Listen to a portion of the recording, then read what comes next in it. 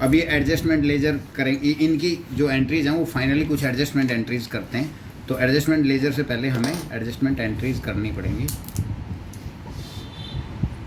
और फिर उसकी लेजर बनेगी। तो एडजस्टमेंट एंट्रीज क्या क्या डालेंगे हम, क्योंकि देखो इनपुट इसकी बैलेंसिंग करेंगे पहले तो हम इसकी अगर बैलेंसिंग करें, बल्कि बैलेंस तो क्या करेंगे, इनपुट क्रेडिट लेजर में जो भी बैलेंस बचा 8100 का, ये पैसा हमें ट्रांसफ़र करना है। सपोज करो मंथ एंड पे 31 जनवरी को हम इस पैसे को transfer to electronic credit ledger, input वाला इलेक्ट्रॉनिक क्रेडिट लेजर में ले जाएंगे। ये भी 8100 इलेक्ट्रॉनिक क्रेडिट लेजर में ले जाएंगे, मंथ एंड पे इलेक्ट्रॉनिक क्रेडिट लेजर में ट्रांसफ़र कर दिया। ऐसे ये इनपुट क्रेडिट IGST का ये भी मंथ एंड पे इलेक्ट्रॉनिक क्रेडिट लेजर में ट्रांसफ़र कर देंगे। ये पूरा अमाउंट 900 है। आउटपुट जो लाइबिलिटी है वो GST पेएबल में ट्रांसफ़र करेंगे हमें। तो हमारा GST पेएबल में 31 जनवरी 2021 को GST पेएबल में ट्रांसफ़र करेंगे।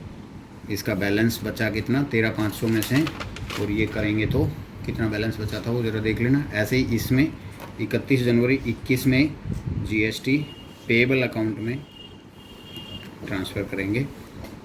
12400 था कुछ समथिंग वो था, 12150 तो इस तरीके से ये लेजर 9000 टोटल क्लोज हो गया। इसका बैलेंस भी ज़ीरो हो गया, इस लेजर का भी बैलेंस ज़ीरो हो गया, सारी लेजर्स नील हो गई अल्टीमेटली मंथ एंड पे। इनपुट सारा ज़ीरो, ये भी ज़ीरो, ये भी ज़ीरो, सारी लेजर्स ज़ीरो हो गई। 13500, इसका भी 12150 प्लस 1350 और 500 हो गया, ये 400, हाँ ये भी 13500 हो गया और ये भी 13500, यानी ये सारे लेजर नील हो गए। और जो एडजस्टमेंट एंट्री ये डालेंगे ट्रांसफ़र वाली, ये एंट्री मैं यहाँ लिख रहा हूँ, यहाँ मैंने डायरेक्ट यहाँ दिखा दी। एंट्री इस तरीके से होंगी कि इनपुट क्रेडिट लेजर जो है ये, तो क्योंकि इनपुट डेबिट बैलेंस था तो इसको ख़त्म करके हम इलेक्ट्रॉनिक क्रेडिट लेजर में पैसा ट्रांसफ़र करेंगे। तो इलेक्ट्रॉनिक क्रेडिट लेजर डेबिट हो जाएगा,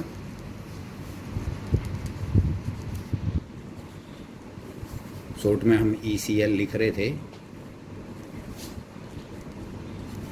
डेबिट 8100 टू इनपुट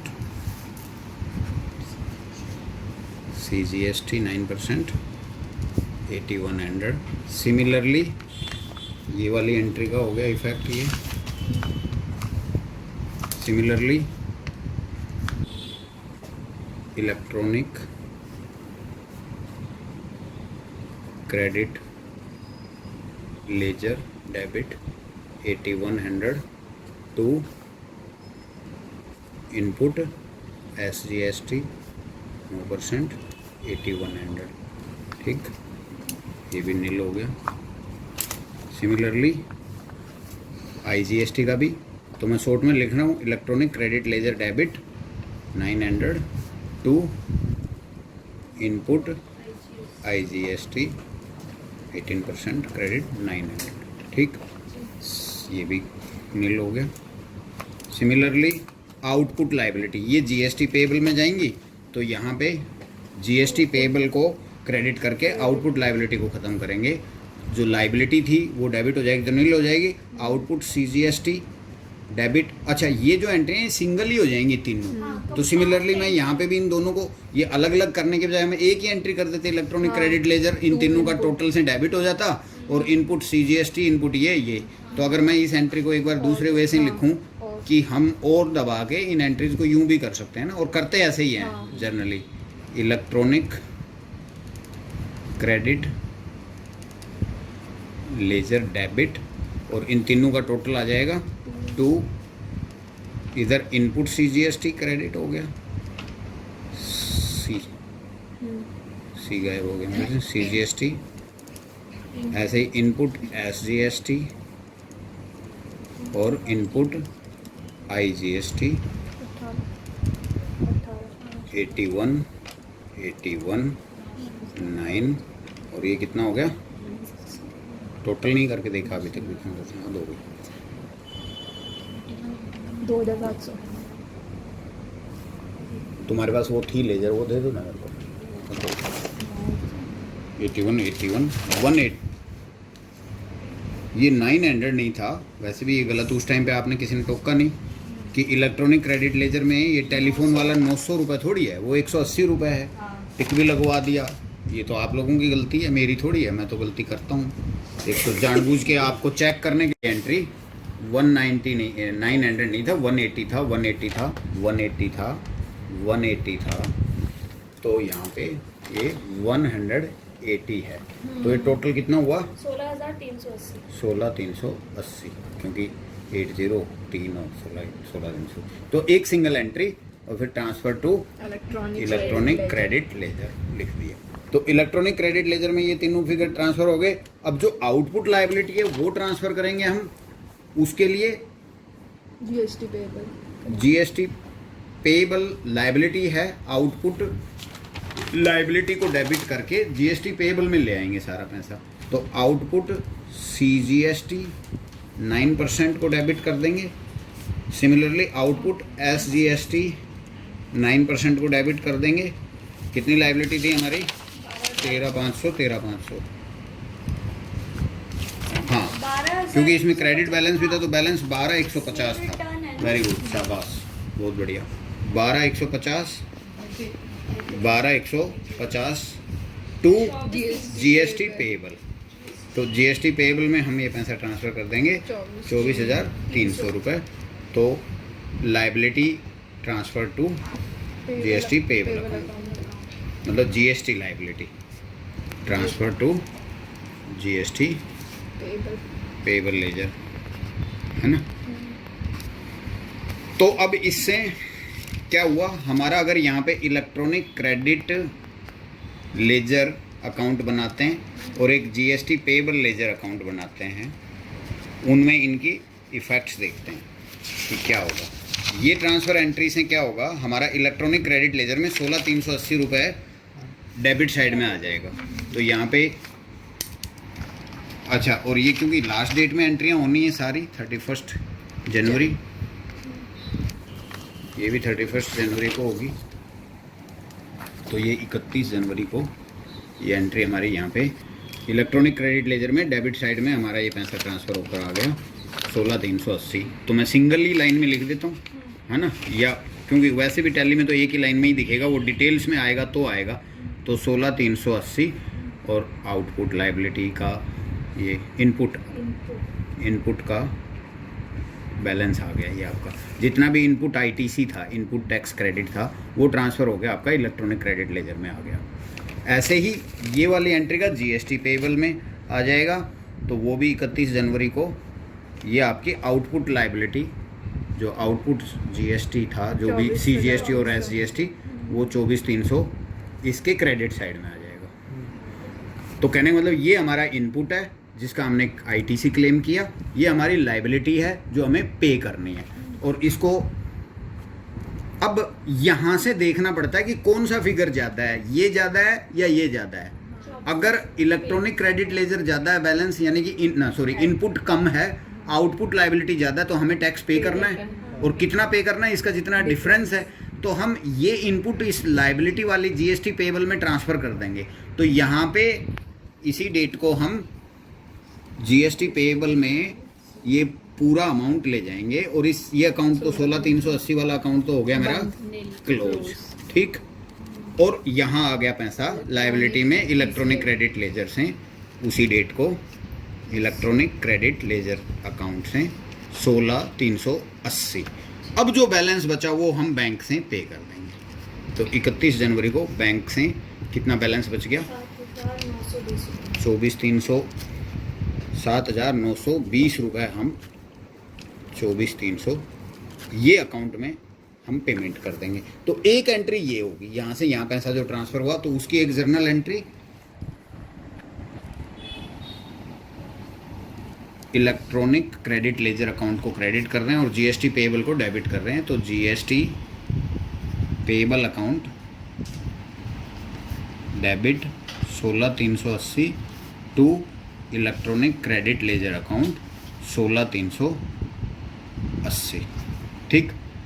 ये ट्रांसफ़र हो गया, transfer ITC into GST liability, मतलब इनपुट क्रेडिट हमारा लायबिलिटी में ट्रांसफ़र कर दिया हमने। और फिर जो बैंक से पेमेंट करी, एक चालान की एंट्री ये हो जाएगी। सपोज करो ये तो बल्कि 31 जनवरी को गया, नेक्स्ट मंथ की 20 फरवरी को पेमेंट करी हमने, तो 20 फरवरी को हम जब पेमेंट करेंगे तो जीएसटी पेएबल अकाउंट को फिर से डेबिट कर देंगे, तो जीएसटी पेएबल अकाउंट भी नील हो जाएगा 7,920 रुपये से, और बैंक अकाउंट क्रेडिट हो जाएगा 7,920 रुपये से। टैक्स पेड एज पर चालान, मतलब टैक्स पेड या जीएसटी पेड एज पर जो भी चालान होगा आपका, उस अमाउंट का चालान बन जाएगा। ये लायबिलिटी मीट आउट हो जाएगी आपकी। ओके। अब एक सिचुएशन लेते हैं कि अगर उल्टा होता, मैं इसी चीज़ को आईडीसी ज़्यादा एक, हाँ, अगर हमारा इनपुट क्रेडिट लेजर यहाँ पे ये ज़्यादा होता और ये कम होता, तो एक वो सिचुएशन लेते हैं, if electronic credit ledger balance ECL account excess than GST payable, तो क्या होता? वैसे ही सिंपल ही है। अगर यहाँ पे इलेक्ट्रॉनिक क्रेडिट लेजर अकाउंट में फॉर एग्जांपल 50,000 रुपये ITC होता, 25-25, और लायबिलिटी होती है हमारी 30,000 रुपये, है ना, पेएबल, तो हमारा 20,000 रुपये एक्सेस ही रहता, तो वो कैरी फॉरवर्ड हो जाता balance excess ECL electronic credit ledger account में, और जीएसटी के पोर्टल पे भी दिखाई देता कि इतना बैलेंस कैरी फॉरवर्ड है 20,000। तो ऐसी सिचुएशन में जैसे मान लो इलेक्ट्रॉनिक क्रेडिट लेजर अकाउंट है और इसमें ये हमारा 31 जनवरी को ये डेबिट बैलेंस मतलब इनपुट ITC का बैलेंस हमारा 50,000 रुपये पड़ा है, और जीएसटी पेएबल लेजर है, इसमें हमारा 31 जनवरी को हमारा आउटपुट लायबिलिटी पड़ी है 30,000 रुपये जो पेएबल है, तो यहाँ पे हमें कम पे करना है। जैसे इस वाली सिचुएशन में क्या था कि ये ज़्यादा था, आउटपुट, इनपुट कम था, आउटपुट ज़्यादा था, तो जितना इनपुट में बैलेंस था वो पूरा आउटपुट में ले आए और फिर बैलेंस बचा वो पे कर दिया। यहाँ क्या एंट्री करनी पड़ेगी? यहाँ क्योंकि हमारा यहाँ 30,000 है, इसके अंदर बैलेंस कैरी फॉरवर्ड हो जाएगा, तो यहाँ केवल 30,000 की एंट्री डालेंगे, तो हम जो है यहाँ पे जीएसटी पेएबल को डेबिट करेंगे केवल 30,000 से, और इलेक्ट्रॉनिक क्रेडिट लेजर को 30,000 से क्रेडिट करेंगे, तो यहाँ 30,000 ट्रांसफ़र होंगे जीएसटी पेएबल में, और यहाँ इलेक्ट्रॉनिक क्रेडिट लेजर में 30,000 ट्रांसफ़र होंगे, और ये जो बैलेंस, ये इस खाते का तो बैलेंस नील हो ही गया, जीएसटी पेएबल तो कुछ बचा ही नहीं, अब हमें पे करना ही नहीं है, और ये बैलेंस कैरी फॉरवर्ड हो जाएगा। ये इंपॉर्टेंट चीज़ थी कि इस केस में ये बैलेंस कैरी फॉरवर्ड 20,000 रुपये का हमारा, और ये पोर्टल पर भी हमारा दिखाई देगा, और पोर्टल से मैच भी रहना चाहिए, तभी आपकी अकाउंटिंग परफेक्ट है। और यही चीज़ हम समझाना चाह रहे थे कि ये ट्रांसफ़र टू, यहाँ पे transfer from electronic credit ledger to GST liability. Electronic cash ledger की क्या होता है? कैश लेजर तो बेसिकली जो पेमेंट के लिए अलग से एंट्री करें, तो वो तो हम डायरेक्ट बैंक से एंट्री कर ही दी, हमें कैश लेजर में कुछ दिखाने की ज़रूरत नहीं है। कैश लेजर में जो बैलेंस होता है, बनने को ledger electronic credit ledger, electronic cash ledger, ये क्रेडिट लेजर, कैश लेजर, एक electronic liability ledger, electronic liability ledger को ही जीएसटी पेएबल बोल रहे हैं हम। यहाँ पे हमने लायबिलिटी लेजर की जगह जीएसटी पेएबल लेजर बना दिया, क्रेडिट लेजर वही बना रहे हैं। कैश लेजर तो बैंक में हो ही गया, तो अलग से हमें ज़रूरत ही नहीं है, वो तो एक तरीके से बैंक अकाउंट के थ्रू ही रूटिंग कर ही रहे हैं हम, तो इलेक्ट्रॉनिक कैश लेजर की अलग से बनाने की ज़रूरत नहीं है, क्योंकि कैश लेजर में होगा क्या, जो कैश से पेमेंट करेंगे वो क्रेडिट होगा, वो डेबिट हो जाएगा, वो क्रेडिट जीएसटी लायबिलिटी का बैलेंस आ जाएगा, यानी कि जो बैलेंस बैंक का है ये था वो बैंक से चला ही जाएगा। फिर वहाँ मतलब यहाँ पे बैंक में ना जाके पहले इस पैसे को हम कैश लेजर में लेके जाएं 7920, फिर बैंक से लेके जाएं और 7920, और सेम अमाउंट में हर बार होगा वही, तो हमें अलग से लेजर बनाने की ज़रूरत नहीं है, इसलिए मैंने वो बैंक में डायरेक्ट ही एंट्री डाल दी, कैश लेजर में नहीं लेके गया। सर एक क्वेश्चन था। हाँ, अब आप क्वेश्चन वो पूछो। जो आपने एंट्री डाली है, जो बैंक से टोटल बैंक से आपने लायबिलिटी पे की है हाँ। 7920 की, हाँ। जब बैंक में ऑलरेडी पेमेंट होगी तो एंट्री तो ऑलरेडी पास कर दी होगी हाँ, ना तो वो? बैंक की एंट्री के थ्रू ही आएगी ना ये एंट्री, इतने जीएसटी पेबल लेजर में 7,920 दिखता रहेगा कि ये पैसा देना बैंक में है, जब हम एंट्री करेंगे ना बैंक तभी तो ये अकाउंट लेजर में नील GST होगी ना। पेबल जीएसटी पेबल इस मंथ की नील हो जाएगी, अगले मंथ वाली फिर क्रेडिट खड़ी हो जाएगी। पर एक 10 दिन के लिए तो नील रहेगा ये बैलेंस। भाई ये बैंक से पेमेंट 20 फरवरी को होगी ये एंट्री, तो अब 21 फरवरी से और 28 फरवरी तक, उन 8 दिन तक तो बैलेंस नील रहेंगे ना ये सारे लेजर। कोई भी लेजर में बैलेंस नहीं बचना चाहिए। अगर इनपुट एक्सेस है तो क्रेडिट लेजर में बैलेंस बचेगा, अदरवाइज किसी लेजर में बैलेंस नहीं बचना चाहिए हमारा।